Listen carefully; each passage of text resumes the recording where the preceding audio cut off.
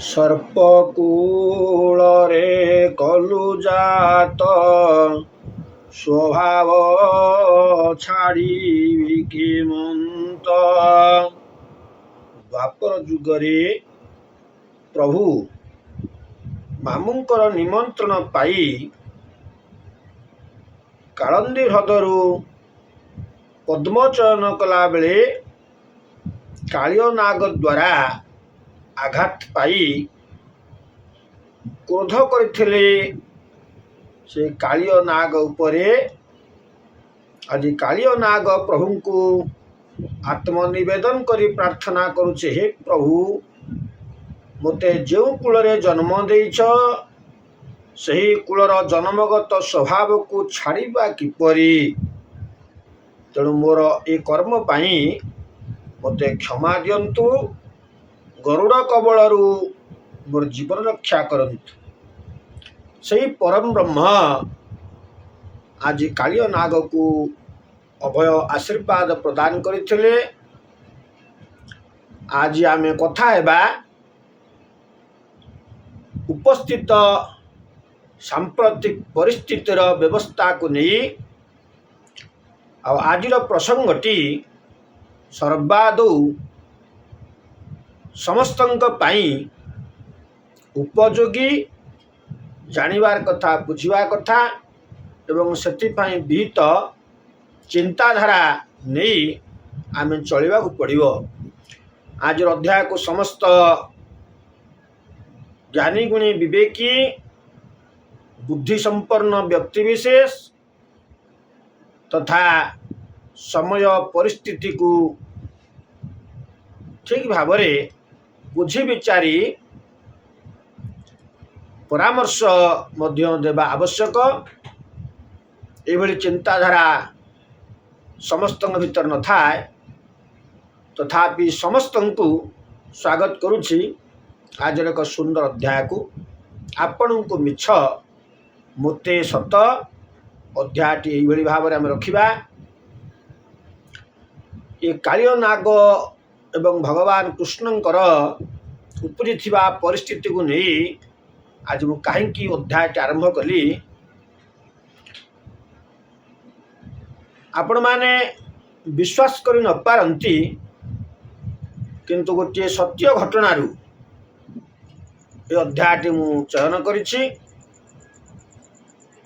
ଗତକାଲି ଶୁକ୍ରବାର ଥିଲା, ଆଉ ଏ ରାଉରକେଲା ସହରର ଅଧିବାସୀ ହିସାବରେ ବହୁତ ଦିନ ଧରି ରାଉରକେଲାରେ ମୁଁ ରହୁଛି। ମା ସଙ୍କଟ ତାରିଣୀଙ୍କ ମନ୍ଦିରର ପୂଜକ ଭାବରେ ଦ୍ୱିତୀୟ ପ୍ରାତଃ ଏବଂ ସାନ୍ଧ୍ୟ ସେବା କରିବା ସହିତ ଅନ୍ୟାନ୍ୟ ବୈଦିକ କର୍ମ କରି ଦିନ ପରିଚର୍ଯ୍ୟା କରିବା ମୋର 35 ବର୍ଷ ହୋଇଗଲା। ତେଣୁ କାଲି ବର୍ଷା ଥିବା ଦୃଷ୍ଟିରୁ ବିଳମ୍ବରେ ଆସି ମଧ୍ୟ ମନ୍ଦିରରେ ମୁଁ ପହଞ୍ଚିଛି। ସମ୍ପୂର୍ଣ୍ଣ ବର୍ଷାରେ ଭିଜି ଯାଇଛି, କିନ୍ତୁ ତଥାପି ତ ଆରତି କରିବାକୁ ପଡ଼ିବ। ସନ୍ଧ୍ୟାରେ କରେଣ୍ଟ ନଥିଲା, ତେଣୁ ଦୀପ ଜଳାଇ ମନ୍ଦିର ଆଳତି ସାରି ମାଙ୍କୁ ଚାମର ସେବା ଦେବା ବେଳେ କରେଣ୍ଟ ଆସିଲା। ଚାମର ସେବା ଦେଇ ମନ୍ଦିରର ବାହାର ପ୍ରଦେଶକୁ ଯେତେବେଳେ ମୁଁ ଆସିଲି, ମୁଖଶାଳାରେ ଏଇଭଳି ଏକ ବୁଢ଼ା ସାପକୁ ମୁଁ ଦେଖିଲି, ଯାହା 1.5 ଫୁଟ 2 ଫୁଟ ଭିତରେ ଲମ୍ବ। ସେମାନେ ବିଶେଷ ଭାବରେ ବେଶୀ ବଡ଼ ହୁଅନ୍ତିନି। ଯାହା ସେ ମାର୍ବଲ ଚଟାଣ ଉପରେ ବର୍ଷା ମଧ୍ୟ ପଡ଼ିଛି, ଆଉ ସେମାନେ ମଧ୍ୟ ତାଙ୍କର ଗତି କ୍ଷିପ୍ର ନୁହେଁ, ଚଳଚଞ୍ଚଳ ଧୀର। ତେଣୁ ବିଚାର କଲି, ଯଦି ୟାକୁ ଛାଡ଼ିଦେବି ହୁଏତ ଇଏ ଅନ୍ୟର କ୍ଷତି କରିବ କିମ୍ବା ଏଇ ପାଖ ଆଖ ଅଞ୍ଚଳରେ ବଂଶ ବୃଦ୍ଧି କରିବ, ଯାହା ଭବିଷ୍ୟତକୁ ସମସ୍ତଙ୍କ ପାଇଁ ଅସୁବିଧାଜନକ। ଆଉ ସେ ସମୟରେ କାହାକୁ ଡାକିବା, କାହାକୁ ଅପେକ୍ଷା କରିବା, ବର୍ଷା ପ୍ରବଳ, କେହି ତ ଘରୁ ବାହାରିବେନି।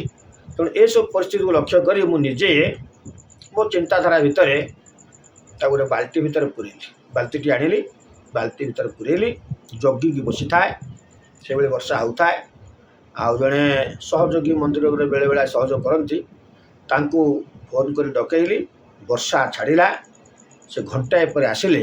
ଗୋଟେ ଡବା ଆଣିବା ପାଇଁ କହିଥିଲି, ଚକୋଲେଟ୍ ଡବା ଗୋଟେ ଆଣିବା ପାଇଁ। ସେ ଜାଣିନଥିଲେ କାହିଁକି ମୁଁ କହିଛି। ଆଣିଲେ। ସେ ଡବାରେ ମୁଁ ଆକୁ ପୁଣି ଭର୍ତ୍ତି କଲି। ଭର୍ତ୍ତି କରି ତାକୁ ଠିପିରେ କଣା କରି ଶ୍ୱାସକ୍ରିୟା ଯିବା ଭଳି ବ୍ୟବସ୍ଥା କରି ତାକୁ ଠିପି ଦେଇ ସେଇ ମନ୍ଦିର ପାଖରେ ରଖିଦେଇ ଆସିଲି। ଆଉ ସକାଳେ ଯେଉଁମାନେ ଏଇ ସାପ ଧରାଧରି କରନ୍ତି ଦିଅନ୍ତି ତାଙ୍କୁ ଫୋନ୍ କରି ଡକେଇ ସେ ଡବାଟିକୁ ତାଙ୍କୁ ମୁଁ ଦେଇଦେଲି। ତ ମୁଁ ଆପଣଙ୍କୁ ଏଇଠି କହିବି, ସମସ୍ତ ସାପ ଅଳ୍ପେ ବହୁତେ ବିଷାକ୍ତ ନିଶ୍ଚିତ। ବୁଢ଼ା ସାପ ମଧ୍ୟ ବିଷାକ୍ତ, କିନ୍ତୁ ୟାର ଗତି ଯେହେତୁ ଶିଥିଳ, ଖୁବ୍ ଶୀଘ୍ର ଯାଇପାରେନି କିମ୍ବା ଇତସ୍ତତ ମଧ୍ୟ ସେ ବୁଲି ପାରେନି। ତେଣୁ ଆଘାତ ଦେବା ପାଇଁ ଏତେ ଶୀଘ୍ର ସେ ସମ୍ଭବ ହୋଇପାରେନି। ତେଣୁ ମୁଁ ତାକୁ ମୋ ହୁସିଆରେ ବ୍ୟବସ୍ଥା କଲି। କିନ୍ତୁ ଏଥିପାଇଁ ସମସ୍ତଙ୍କୁ ନିବେଦନ କରିବି ଯେ ଆପଣମାନେ ଯଦି ମନରେ ସାହସ ବାନ୍ଧି ନପାରିବେ କିମ୍ବା ହୁସିଆର ନ ହୋଇପାରିବେ, ଭୟଭୀତ ହେବେ, ତେଣୁ ଆପଣ ମାରନ୍ତୁନି। ସର୍ପକୁ ମାରିବା ଆମର ଆଦୌ ଉଚିତ ନୁହେଁ। ଏକଥା ଆମେ କେହି କହୁନେ, ବିଚାରବନ୍ତ ଜ୍ଞାନୀଗୁଣୀମାନେ ମଧ୍ୟ ମନା କରନ୍ତି ଜୀବ ପ୍ରତି ହିଂସା ଆଚରଣ କରିବା। କିନ୍ତୁ ଶ୍ରୀମଦ୍ ଭାଗବତରେ ମଧ୍ୟ ଏ ବିଷୟରେ ଚର୍ଚ୍ଚା ହେଇଛି। ଆମେ ତାହାକୁ ମଧ୍ୟ ଆଲୋଚନା କରିବା। ତେଣୁ ଆପଣ ତାକୁ ଗୋଟେ ଚଉଡ଼ା ପାତ୍ର କିଛି ଘୋଡ଼େଇ ଦିଅନ୍ତୁ, ଯାହାଫଳରେ ସେ ଯାଇପାରିବନି। ଯେଉଁମାନେ ସବୁ ଅଞ୍ଚଳରେ ଆଜିକାଲି ତ ପ୍ରାୟ ସାପ ଧରାଳି ଅଛନ୍ତି, ତାକୁ ଡାକନ୍ତୁ, ଡାକି ତାଙ୍କ ଦ୍ୱାରା ଦେଇଦିଅନ୍ତୁ। ସେମାନେ ନେଇ ଦୂରାନ୍ତରେ, ଜନବସତି ଠାରୁ ଦୂରାନ୍ତରେ ସେମାନେ ନେଇ ଛାଡ଼ନ୍ତି। ତେଣୁ ସେମାନଙ୍କର ବଂଶ ମଧ୍ୟ ରହିବାର ଆବଶ୍ୟକତା ଅଛି। ଏହି ପରିପ୍ରେକ୍ଷୀରେ ବିବାହ ବେଦୀରେ ବା ବ୍ରତ ଘରରେ, ଯଜ୍ଞାଦି କର୍ମରେ, ପ୍ରତିଷ୍ଠା ପଞ୍ଚକରେ, ଅଧିବାସ କର୍ମରେ ଅଷ୍ଟକୋଳା ନାଗଙ୍କର ପୂଜା ଗୋଟିଏ ଆଜ୍ଞା ଅଛି। ଅରନ୍ତ ବାସୁକିଶ୍ଚୈବ ତକ୍ଷ କର୍କଟକ ତଥା ଶଙ୍ଖ କୁଳିକ ପଦ୍ମାଚଙ୍ଗ ମହାପଦ୍ମାଙ୍ଗମତ ପରହ। এই 8 କୂଳ ନାଗ ପୂଜା ପାଆନ୍ତି। ତେଣୁ ବୈଦିକ ବ୍ୟବସ୍ଥା ଆମକୁ ଶିକ୍ଷା ଦେଲେ ସର୍ପମାନେ ମଧ୍ୟ ପୂଜା ପାଇବା ପାଇଁ ଯୋଗ୍ୟ, ଆକୁ ମଧ୍ୟ ପୂଜା କରିବା। ତେଣୁ ଏ ତ ବୈଦିକ ମତ। ଆଉ ସେଇ ଶ୍ରୀମଦ୍ ଭାଗବତରେ ରାଜା ପରୀକ୍ଷିତଙ୍କୁ ଯେତେବେଳେ ତକ୍ଷକ ନାଗ ଦଂଶନ କରିଛି, ଶୃଙ୍ଗୀ ମୁନିଙ୍କର ଅଭିଶାପରେ ଆଜି ପରୀକ୍ଷିତ ରାଜାଙ୍କର ଅପମୃତ୍ୟୁ ହେଇଛି। ସର୍ପାଘାତରେ ଅପମୃତ୍ୟୁ ହେଇଛି।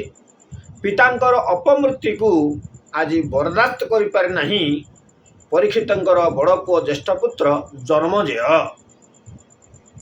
ପିତାଙ୍କର ସମସ୍ତ କାର୍ଯ୍ୟ ସମ୍ପନ୍ନ ହୋଇସାରିଲା ପରେ ପ୍ରତିଶୋଧମୂଳକ ଚିନ୍ତାଧାରା ନେଇ ସର୍ପକୁଳକୁ ବିନାଶ କରିବାର ତାର ମନ ଭିତରେ ଭାବନା ଆସିଛି। ତେଣୁ ଆଜି ଜନ୍ମଜୟ ରାଜା ଚିନ୍ତା କରିଛନ୍ତି ସର୍ପକୁଳକୁ ବିନାଶ କରିବି। ତେଣୁ ସର୍ପକୁଳ ବିନାଶ ନାମକ ଏକ ଯଜ୍ଞ ବ୍ୟବସ୍ଥା କରିଛନ୍ତି। ସେ ଯଜ୍ଞରେ ପ୍ରତ୍ୟେକ ସର୍ପ ଅଷ୍ଟକଳା ନାଗମାନଙ୍କର ମନ୍ତ୍ର ଉଚ୍ଚାରଣ ପୂର୍ବକ ଆହୁତି ପ୍ରଦାନ କରି ସେମାନଙ୍କୁ ଯଜ୍ଞକୁଣ୍ଡରେ ଆଣି ପୋଡ଼ିବାର ଚିନ୍ତାଧାରା କରି ନାଗକୁଳ ସାରିଦେବି। ଆଉ ମୋ ପିତୃ ଭଳି ଅନ୍ୟ କେହି ନାଗ ଦଂଶନରେ ଅପମୃତ୍ୟୁ ପାଇବେ ନାହିଁ। ଯଜ୍ଞ ଆଜ୍ଞା ବ୍ୟବସ୍ଥା ହେଇଯାଇଛି, ସବୁ ଯୋଗାଡ଼ ଯନ୍ତ୍ର ହେଇଯାଇଛି। ପୁରୋହିତ ମଣ୍ଡଳୀ ଆସିଛନ୍ତି, ଯଜ୍ଞର ଅୟମାରମ୍ଭ, ଅଧିବାସ ହେଇଗଲା, ଅଙ୍କୁରାରୋପଣ ହେଇଗଲା। ଆଜି ନାଗକୁଳ ମାନେ ଜାଣିଗଲେ ଯେ ଆମର ବଂଶ ବିନାଶ ହେବ। ସେଇଦିନ ରାତ୍ରିରେ ପ୍ରତ୍ୟେକ ନାଗମାନେ ଯେଉଁ ଦେବତାଙ୍କୁ ନେଇ ଥାନ୍ତି, ସେ ଦେବତାଙ୍କ ପାଖରେ ତାଙ୍କ ଆପତ୍ତି ଅଭିଯୋଗ ବାଢ଼ିଛନ୍ତି। ଯେମିତି ଦେବଦେବ ମହାଦେବ ବାସୁକୀ ନାଗ ତାଙ୍କର କଣ୍ଠଭୂଷଣ। ଆମେ ମଧ୍ୟ ଶିବ ଷୋଡ଼ାଷ୍ଟକରେ ମଧ୍ୟ ପାଠ ପଢ଼ନ୍ତି, ଶ୍ଲୋକ ପଢ଼ନ୍ତି ଯେ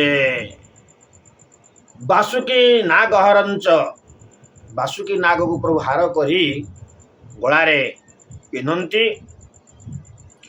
ଆଉ ଅନନ୍ତ ନାଗ ବିଷ୍ଣୁଙ୍କର, ଏଇଭଳି କର୍କଟକ ନାଗର ମା ଦୁର୍ଗାଙ୍କର, ଏଇଭଳି ତ ସବୁ ନାଗକୁଳ ମାନେ, ଗଣପତିଙ୍କ ନାଗ ଅଲଗା ଅଛି, ସମସ୍ତେ ଧରି ନିଅନ୍ତି।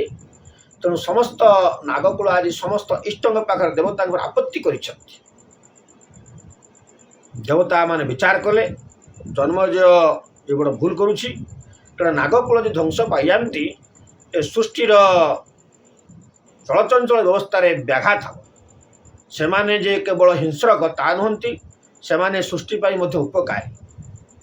ତେଣୁ ଆଜି ବ୍ରହ୍ମା ବିଷ୍ଣୁ ମହେଶ୍ୱର ମିଳିତ ଭାବରେ ଯାଇ ଜନ୍ମଜୟଙ୍କ ପାଖରେ ଉପସ୍ଥିତ ହୋଇଛନ୍ତି ଏବଂ ଏ ଯଜ୍ଞ ନାଗକୁଳ ବିନାଶ ଉଦ୍ଦେଶ୍ୟ ଯଜ୍ଞ ତାକୁ ବନ୍ଦ କରିବା ପାଇଁ କହିଛନ୍ତି ଜନ୍ମଜୟକୁ। ଜନ୍ମଜୟ ରାଜି ହୋଇନାହାନ୍ତି। ପରମ ବ୍ରହ୍ମ ନାରାୟଣ ବହୁତ ପ୍ରକାର ଜନ୍ମଜୟକୁ ବୁଝେଇ ତା ଭିତରେ ଜ୍ଞାନ ଭର୍ତ୍ତି କରିଛନ୍ତି ଯେ ହେ ଜନ୍ମଜୟ, ଏ ନାଗକୁଳ ମଧ୍ୟ ଜୀବଜଗତ ପାଇଁ କେତେ ଉପକାରୀ ଜାଣିଛ? ଆଜି ଜନ୍ମଜୟ ପ୍ରଭୁଙ୍କର କଥାକୁ ଗ୍ରହଣ କରି ବୁଝିଯାଇଛି। ପରିଶେଷରେ ଏ ନାଗକୁଳ ଯଜ୍ଞକୁ ପରିବର୍ତ୍ତନ କରାଯାଇଛି ସେ ପରବ୍ରହ୍ମ ନାରାୟଣଙ୍କ ଉଦ୍ଦେଶ୍ୟରେ ଯେ ବିଶ୍ୱଶାନ୍ତି ବିଷ୍ଣୁ ମହାଯଜ୍ଞ ବୋଲି। ସେଠି ସଦାଶିବ ଏବଂ ବ୍ରହ୍ମା ଏଥିରେ ଖୁସି ହୋଇଛନ୍ତି ଯେ ହଁ ବିଷ୍ଣୁ ତ ଯଜ୍ଞପତି, ତାଙ୍କରି ନାଁରେ ଯଜ୍ଞକୁ ଉତ୍ସର୍ଗ କରିଦିଅ। ତେଣୁ ଆଜି ଉତ୍ସର୍ଗ ହୋଇଯାଇଛି ବିଷ୍ଣୁଙ୍କ ନାଗରେ ଯଜ୍ଞ। ଏ ନାଗ ବିନାଶ ଯଜ୍ଞ ଆଜି ବିଷ୍ଣୁ ବିଶ୍ୱଶାନ୍ତି ମହାଯଜ୍ଞରେ ଆଜ୍ଞା ପରିଣତ ହୋଇଛି। ଆଉ ଏଇଠି ଜନ୍ମଜୟକୁ ସବୁ ଦେବତାମାନେ ଆଶୀର୍ବାଦ କରିଛନ୍ତି, ହେ ଜନ୍ମଜୟ, ଆଉ ତୁମେ ଦେବତାମାନଙ୍କର ଆଶୀର୍ବାଦ ଲାଭ କରି ସୁଖ ଶାନ୍ତିରେ ପୂର୍ଣ୍ଣ ଜୀବନ ଭୋଗ କରିବ। ଆଉ ମହିମଣ୍ଡଳରେ ତୁମର ନାଁ ରହିବ, ତୁମେ ବିଶ୍ୱଶାନ୍ତି ବିଷ୍ଣୁ ମହାଯଜ୍ଞର ପ୍ରଥମ କର୍ତ୍ତା ବୋଲି। ଆଉ ଜନ୍ମଜୟ ଖୁସି ହୋଇଛନ୍ତି। ତତ୍ପରେ ନାଗକୁଳ ଗୋଟେ ବଞ୍ଚି ଯାଇଛନ୍ତି। ତେଣୁ ଆପଣମାନଙ୍କୁ ମଧ୍ୟ ମୁଁ ସେଇ ଶ୍ରୀମଦ୍ ଭାଗବତର ବାଣୀ ଆଉ ସଦାଶିବଙ୍କର ଷଡ଼ାକ୍ଷର ସ୍ତୋତ୍ରରେ ଯେ ବାସୁକୀ ନାଗକୁ ପ୍ରଭୁ କିଭଳି ସମ୍ମାନ ଦେଇଛନ୍ତି, ଆଉ ଆମେ ମଧ୍ୟ ତାହା ଜାଣନ୍ତି ଯେ ଆଜି ଘର କଲେ, ଗୃହ ନିର୍ମାଣ କଲେ ଆମେ ମଧ୍ୟ ସେଇ ନାଗଙ୍କୁ ପୂଜା କରୁଛେ। ନାଗଙ୍କୁ ପୂଜା କରି ଘରର ଐଶାନ୍ୟ କୋଣରେ ତାଙ୍କୁ ବାସ୍ତୁ ଭାବରେ ଗ୍ରହଣ କରିଛେ। ତାଙ୍କୁ ମଧ୍ୟ ଆମେ ସମ୍ମାନ ଦେଇ ରଖୁଛେ ଏବଂ ତାପରେ ଗୃହ ନିର୍ମାଣ କରି ଆମେ ଜୀବନଯାପନ କରୁଛେ। ତେଣୁ ଏଥିପ୍ରତି ଆପଣମାନେ ଟିକେ ବିଚାର କରିବେ। ଆଉ ତାଙ୍କର ଏଇ ସମୟରେ ବିଶେଷ ଭାବରେ ବର୍ଷା ଦିନରେ ସେମାନଙ୍କୁ ଦେଖିବାକୁ ମିଳେ। ତାର କାରଣ ଆଜ୍ଞା ତିନୋଟି ଅଛି। କିଛି ସର୍ପ ସ୍ଥଳ ଭାଗରେ ରୁହନ୍ତି, କିଛି ଜଳ ଭାଗରେ ରୁହନ୍ତି, ଆଉ କିଛି ଉଭୟ ଜାଗାରେ ମଧ୍ୟ ରୁହନ୍ତି। ସେଥିପାଇଁ ସ୍ଥଳଚର ଭାବରେ ଗ୍ରହଣ କରାଯାଇଛି କିଛି ସର୍ପଙ୍କୁ, କିଛି ଜଳଚର ଭାବରେ ଗ୍ରହଣ କରାଯାଇଛି, କିଛି ଉଭୟଚର ଭାବରେ ଗ୍ରହଣ କରାଯାଇଛି। ଏ ଗ୍ରୀଷ୍ମ ଆଉ ଜ୍ୟେଷ୍ଠ ମାସରେ ଏମାନେ ଯେଉଁ ଗର୍ତ୍ତ କରି ରହିଥାନ୍ତି, ସ୍ଥଳ ଭାଗରେ ଯେଉଁମାନେ ରହିଥାନ୍ତି, ମୃତ୍ତିକାର ଅତ୍ୟନ୍ତ ଉତ୍ତାପ ଦୃଷ୍ଟିରୁ ଆଉ ଗର୍ତ୍ତ ଭିତରେ ତାଙ୍କର ବହୁତ ଗରମ ଅନୁଭବ ହୁଏ। ତେଣୁ ସେମାନେ ଏ ସନ୍ଧ୍ୟା ସମୟରେ ଟିକେ ପବନ ଦେଲେ ସେମାନେ ବାହାରକୁ ଆସନ୍ତି ପବନ ଖାଇବା ପାଇଁ। ଆଉ ବର୍ଷା ଯେତେବେଳେ ଆରମ୍ଭ ହୋଇଯାଏ, ପ୍ରଥମେ ଏ ବର୍ଷା ପଡ଼ିଲେ ସେମାନେ ମଧ୍ୟ ଶୁଷ୍କ ସ୍ଥଳରେ ରହିବାକୁ ଭଲ ପାଆନ୍ତି। ଯେହେତୁ ଯେଉଁମାନେ ବର୍ଷା ପାଣି ପଶିଲେ ସେମାନେ ଆଜ୍ଞା ଗାତରୁ ବାହାରନ୍ତି, ବୁଲି ଅନ୍ୟତ୍ର କିଛି ସ୍ଥାନ ସଂରକ୍ଷଣ କରିବା ଉଦ୍ଦେଶ୍ୟରେ ବୁଲନ୍ତି। ଆଉ ତୃତୀୟ କଥା, ଏ ଅଷାଢ଼ ଏବଂ ଶ୍ରାବଣ ଏଇ 2 ମାସ ସର୍ପକୂଳଙ୍କର ପ୍ରଜନନ ସମୟ। ଏ ସମୟରେ ସେମାନେ ବଂଶବୃଦ୍ଧି କରିବା ପାଇଁ ତାଙ୍କୁ ଉତ୍ତମ ପରିବେଶ ସୃଷ୍ଟି ହୋଇଥାଏ। ତାଙ୍କ ମନ ଭିତରେ ତାଙ୍କ ଇଚ୍ଛା ଶକ୍ତି, ତାଙ୍କ ଶାରୀରିକ ପ୍ରକ୍ରିୟା ସୃଷ୍ଟିର ଇଏ ହେଉଛି ନିୟମ। ଏ ଦୃଷ୍ଟିରୁ ମଧ୍ୟ ଆଜି ସ୍ତ୍ରୀ ନାଗମାନେ, ସ୍ତ୍ରୀ ସର୍ପମାନେ ପୁରୁଷ ସନ୍ଧାନରେ ମଧ୍ୟ ପରିଭ୍ରମଣ କରନ୍ତି, ଆଉ ପୁରୁଷ ସର୍ପମାନେ ମଧ୍ୟ ପରିଭ୍ରମଣ କରନ୍ତି। ଏ ତାଙ୍କର ପ୍ରଜନନ ବ୍ୟବସ୍ଥା ଏଇ ସମୟରେ। ତେଣୁ ଏ ସମୟରେ ସେମାନେ ଏକ ଆନନ୍ଦ ମନରେ ଥାଆନ୍ତି, କିନ୍ତୁ ଆଘାତ ଦେଲେ ବହୁତ ହିଂସ୍ର ହୋଇଯାଆନ୍ତି। ତେଣୁ ଏହାଦ୍ୱାରା ମଧ୍ୟ ସେମାନେ ଆଘାତ ଦେଇପାରନ୍ତି। ଆଉ ଏ ସମୟରେ ସେମାନଙ୍କୁ ମଧ୍ୟ ଆମେ ହିଂସା ଆଚରଣ କରି ମାରିବା ଏକ ଅପରାଧ। ଶାସ୍ତ୍ରର ବିଚାର ଅଛି, ଆହାର ନିଦ୍ରା ମୈଥୁନ ସମୟରେ କାହାକୁ କେବେ ବାଧା ଦେବ ନାହିଁ। ଏହାଦ୍ୱାରା ବହୁତ ବଡ଼ ମହାପାପ ହୁଏ। ତେଣୁ ଆକୁ ମଧ୍ୟ ଆମେ ଟିକେ ବିଚାରକୁ ନେବା। ତେଣୁ ସମସ୍ତ କଥାକୁ ଯଦି ଆମେ ବିଚାର କରିବା ତେବେ ଆମେ ତାଙ୍କୁ ମାରିବା ନାହିଁ। ତେଣୁ ସର୍ପକୂଳ ମଧ୍ୟ ବଞ୍ଚିବାର ଆବଶ୍ୟକତା ଅଛି। ତାଙ୍କ ପାଇଁ ମଧ୍ୟ ପ୍ରଭୁଙ୍କର ଏଇ ବ୍ୟବସ୍ଥା, ସେମାନେ ତ ବିଚରଣ କରିବେ ଆଉ କେଉଁଠି ରହିବେ। ତେଣୁ ମୁଁ ଆପଣମାନଙ୍କୁ ଅନୁରୋଧ କରିବି, ଆପଣମାନେ ଏଥିପ୍ରତି ଦୃଷ୍ଟି ଦେବେ। ଏହା ସମ୍ପୂର୍ଣ୍ଣ ସତ୍ୟ ଘଟଣା, ମୁଁ ଏଇଟା ମନରୁ କହୁନାହିଁ।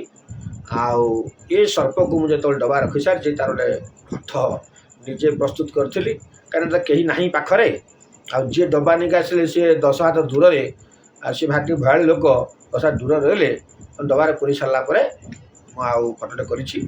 ଆଉ ଏହାକୁ ମଧ୍ୟ ମୁଁ ଦୁଃସାହସ କହିବି ନାହିଁ, କିନ୍ତୁ ସତର୍କତା ସହିତ ବ୍ୟବସ୍ଥା ଗଲା। କିନ୍ତୁ ଏହା ସମସ୍ତଙ୍କ ପକ୍ଷେ ସମ୍ଭବ ହେଇନପାରେ। ତାର ମାନେ ନୁହେଁ ଯେ ଆପଣ ମଧ୍ୟ ଏଭଳି କରିବେ। ଯଦି ଆପଣଙ୍କର ସେଭଳି ସୁବିଧା ଅଛି ବା ଆପଣ ସେଥିପାଇଁ ନିଜକୁ ଉତ୍ତମ ମନେ କରୁଛନ୍ତି, କରିପାରନ୍ତି। ନଚେତ୍ ତାକୁ କୌଣସି ପାତ୍ରରେ ଘୋଡ଼େଇ ଦିଅନ୍ତୁ। ସେ ଆବଦ୍ଧ ଭିତରେ ଥିବା ଭିତରେ ଆପଣ କାହାକୁ ଡକେଇ ତାକୁ ବିଦା କରିଦିଅନ୍ତୁ। କିନ୍ତୁ ମାରିବାକୁ କେବେ ଚେଷ୍ଟା କରିବେ ନାହିଁ। ତେଣୁ ସେହି ନାଗକୂଳର ଅନନ୍ତ ନାଗ ସର୍ବଶ୍ରେଷ୍ଠ, ଯାହା ବିଷ୍ଣୁଙ୍କୁ ଅନନ୍ତ ଶୟନରେ ସହଯୋଗ କରେ। ପ୍ରଭୁ ତାକୁ ବିଛଣା କରି ଶୋଇଛନ୍ତି, ଆମେ ସମସ୍ତେ ଦେଖୁଛନ୍ତି। ଯାହା ହେଉ, ତେଣୁ ଏଇଭଳି ଏକ ସୁନ୍ଦର କଥା, ଏହା ସମ୍ପୂର୍ଣ୍ଣ ସତ୍ୟ। ଆଉ ଏଇଭଳି ଭାବରେ ଆମେ ଆଗକୁ କଥା ହେବା। ମୁଁ ନିବେଦନ କରିବି, ଆପଣ ସମସ୍ତଙ୍କୁ ନିବେଦନ କରିବି, ଆପଣମାନଙ୍କ ଠାରୁ କମେଣ୍ଟ ଟିକେ ମୋତେ ଆବଶ୍ୟକ ହେଉଛି। ଆଉ ମୋ ସପ୍ତାହ ତ କାଲି ପୁରିଯିବ। ଆପଣଙ୍କୁ ବିଶେଷ ଭାବରେ ଅନୁରୋଧ କରିବି, ଟିକେ କମେଣ୍ଟ ଗୋଟିଏ ଦିଅନ୍ତୁ। ଆପଣଙ୍କୁ କଥାଟି କେମିତି ଲାଗିଲା, ଆଉ ଏ ବିଷୟରେ ଆପଣ ମତାମତ ଦିଅନ୍ତୁ। ମୋର ଟିକେ ମତାମତର ଆବଶ୍ୟକତା ଅଛି। ତେଣୁ ଏଥିପାଇଁ ମୁଁ ଆପଣଙ୍କୁ ନିଶ୍ଚିତ ଭାବରେ ନିବେଦନ କରିବି। ସେହି ପରମ ବ୍ରହ୍ମ ନାରାୟଣ ସମସ୍ତ ଜୀବଜନ୍ତୁଙ୍କର ମଙ୍ଗଳକାରୀ। ସେଥିପାଇଁ ଶ୍ରୀମଦ୍ ଭାଗବତ କହିଛନ୍ତି ଯେ ସକଳ ଘଟେ ନାରାୟଣ ଅନାଦି ପରମ କାରଣ। ଯେଉଁଠି ଜୀବନ ସତ୍ତା ଅଛି ସେଠି ପରମ ବ୍ରହ୍ମଙ୍କର ନିଶ୍ଚିତ ଭାବରେ ଅଂଶ ଅଛି। ଏହି ବିଚାରରେ ଆମେ ନାଗକୂଳ ସର୍ପକୂଳଙ୍କୁ ବିନା କାରଣରେ ଆମେ ମାରିବା ନାହିଁ। ଜୟ ଜଗନ୍ନାଥ।